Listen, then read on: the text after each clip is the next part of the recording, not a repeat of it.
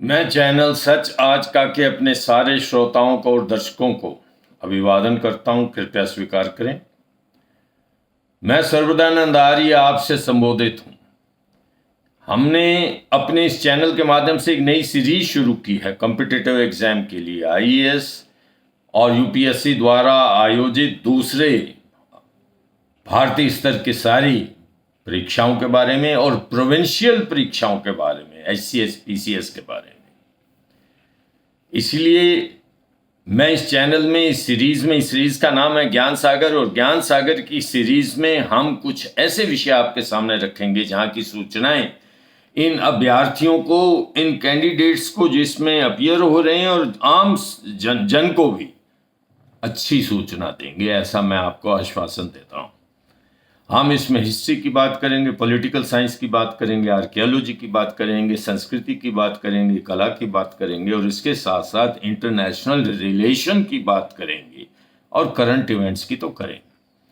सबसे पहले रूस यूक्रेन युद्ध के बारे में सबसे बड़ा हॉट इश्यू है इस वक्त। आप जानते हैं कुछ दिन पहले यूएस प्रेसिडेंट ट्रंप ने व्लादिमीर जेलेंस्की, जो यूक्रेन के प्रेसिडेंट हैं, उनको बुलाया था, दबाव डाला, और दोनों में तू मैं भी हो गई। ये पहली बार ऐसा हुआ कि दो राष्ट्र प्रमुख आपस में कड़े शब्दों का प्रयोग कर रहे हैं, और इसको मैं तू मैं कह सकता हूं सीधे साधे शब्दों में, जो ऐसा होना नहीं चाहिए था, परंतु पूरी दुनिया ने देखा, प्रेस ने इसको कवर किया।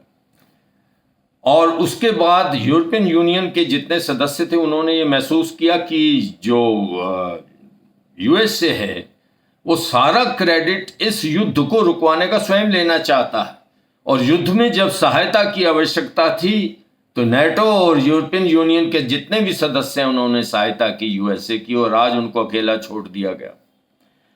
खैर, उनका अपना एक सम्मेलन हुआ और उन्होंने यूक्रेन को पूरी सहायता देने का वादा भी किया। मैं समझता हूं कि इससे भी लाभ हुआ, क्योंकि यूरोपियन यूनियन चाहे दो महाशक्तियों के आपस के मिल जाने से इतनी बड़ी महाशक्ति यदि बन जाती है, रूस और यूएसए यदि इकट्ठे हो जाते हैं तो यूरोपियन यूनियन के सदस्य उनके सामने हल्के पड़ते हैं, परंतु इतने हल्के भी नहीं कि उनको बिल्कुल ही हल्का ले लिया जाए। मैं समझता हूं जो उन्होंने एक तरफा मीटिंग करके यूएसए से पूछे बगैर ये अनाउंस कर दिया, जिसमें ब्रिटेन भी शामिल था, जिसमें जर्मनी भी शामिल थी, जिसमें फ्रांस भी शामिल थे, और जितने दूसरे नेटो सदस्य हैं वो भी थे, यूरोपियन यूनियन के दूसरे सदस्य भी थे। उन्होंने ये कह दिया कि हम मरने नहीं देंगे यूक्रेन को, और यूक्रेन के लिए पूरी सप्लाई लाइन जो यूएसए बंद कर रहा है उसको वो रिज्यूम करवाएंगे या कर देंगे, और पूरी सहायता करेंगे।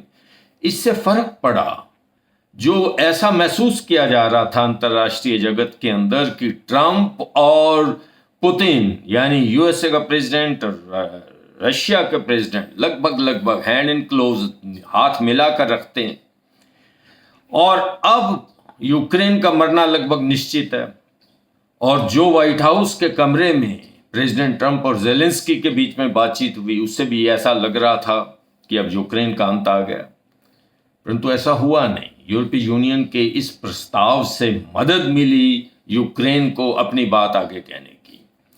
व्लादिमीर जेलेंस्की चाहते थे सुरक्षा मिले, और एक पैकेज चाहते थे इसके लिए। वो ये चाहते थे कि उनको जो सहायता मिल रही है, चाहे वो इंफॉर्मेशन की है, चाहे वो हथियारों की, वो मिलती रहे।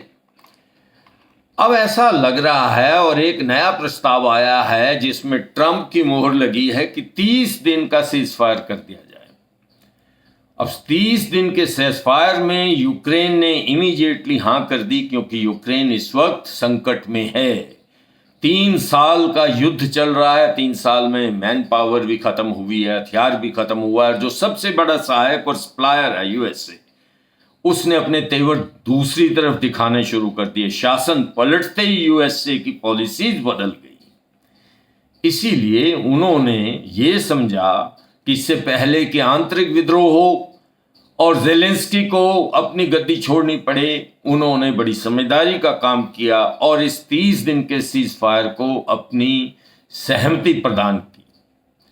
अब आप देखिए कि यूएनओ के अंदर भी रशिया के खिलाफ प्रस्ताव पास हो गया, सीज फायर की हर कोई बात करता है, संयुक्त राष्ट्र संघ भी करता है, यूरोपीय यूनियन भी करती है, और इधर से बड़ा भारी दबाव है डोनाल्ड ट्रंप के ऊपर भी। डोनाल्ड ट्रंप जो हाथ मिलाकर पुतिन से करना चाहते थे वो तो शायद नहीं कर पाए। उनके इस प्रयास को तारपीडो कर दिया यूरोपीय यूनियन के सदस्यों ने, नेटो के अन्य मित्र सदस्यों ने। परंतु प्रेशर तो उनका जारी, यूक्रेन के ऊपर उनका प्रेशर रहा। व्लादिमीर ज़ेलेंस्की मान गए, अब पुतिन भी लगभग मान गए हैं। परंतु अब जो सूचना आ रही है कि पुतिन चाहते हैं कि मैं स्वागत करता हूं इस प्रस्ताव का, और मैं भी चाहता हूं कि शांति होनी चाहिए। सीज फायर 30 दिन का जो है यूक्रेन साइड के लिए तो अच्छा है, हम इसके फेवर में हैं, परंतु इसमें हमें कुछ कमियां नजर आ रही हैं। अब पुतिन क्या कमी कहते हैं? महाशक्ति है, महाशक्ति एकदम। यदि इस बात को मान ले तो ऐसा माना जाएगा कि ट्रंप एक महामानव हैं, आते ही उन्होंने 3 साल से चल रहा युद्ध समाप्त कर दिया, और विश्व जो तीसरे विश्व युद्ध की खतरे में था उसको दूर कर दिया। तो ये क्रेडिट तो पुतिन कभी भी नहीं लेने देंगे ट्रंप को। तो उन्होंने ये कहा कि हम कुछ शर्तें हैं। अब वो शर्तें क्या हैं? सबसे पहले यूक्रेन ने भी कुछ हिस्से पे, जिसको कुर्स्क का कहते हैं, रूस के कुर्स्क इलाके के अंदर उन्होंने कब्जा कर लिया और वो घुस गए। ये शायद पहली बार हुआ सेकंड वर्ल्ड वार के बाद कि किसी तीसरे राष्ट्र ने हमला किया और रूस के ऊपर। यूक्रेन ने किया और कुछ इलाके पे काबू कर लिया। यूक्रेन का अपना बहुत सारा इलाका और क्रीमिया का पूरा इलाका, इसके ऊपर पहले से ही रूस कब्जा कर चुका है। रूस के किसी हिस्से के ऊपर, कुर्स्क हिस्से के ऊपर यूक्रेन का कब्जा होना एक आश्चर्यजनक बात परंतु सत्य है। परंतु वास्तविकता यह है कि कुर्स्क के अंदर इस वक्त यूक्रेन की फौज फंस गई है। 3 साल की लड़ाई में ना आदमी बचे हैं, ना हथियार बचा। ये मानता हूं रशिया के साथ भी लगभग ऐसी स्थिति है, परंतु यूक्रेन की स्थिति रशिया से भी बुरी है। और ऐसा कहा जा रहा है, युद्ध के विशेषज्ञ कह रहे हैं कि कुर्स्क के अंदर अब कुछ ही दिनों में यूक्रेन की सेना को फंसा लिया गया या फंस गई है और वापस आने का कोई रास्ता नहीं। यदि ये रास्ता बंद कर दिया जाता है तो एक तरह से यूक्रेन के सामने एक ही रास्ता होगा, या मरें और या सरेंडर कर दें। और ये पुतिन की बड़ी भारी जीत होगी, और फिर जो आगे शांति के लिए, परमानेंट शांति के लिए, पीस के लिए जो बातचीत चलेगी उसके अंदर उसका हाथ ऊंचा रहेगा।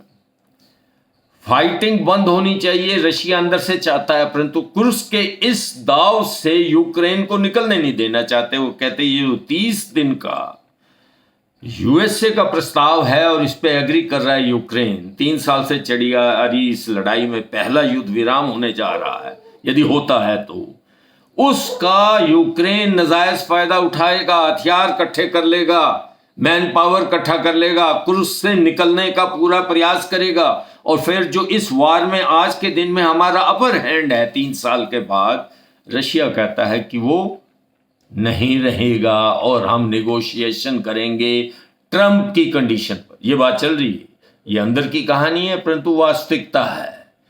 अब ये चाहते हैं हर कोई कि पीस मेकर आगे आए, पीस हो जाए। दोनों साइड, उनके अंदर डिफरेंसेस बहुत हैं, रूस के और यूक्रेन के, परंतु फिर भी वो चाहते हैं कि शांति हो।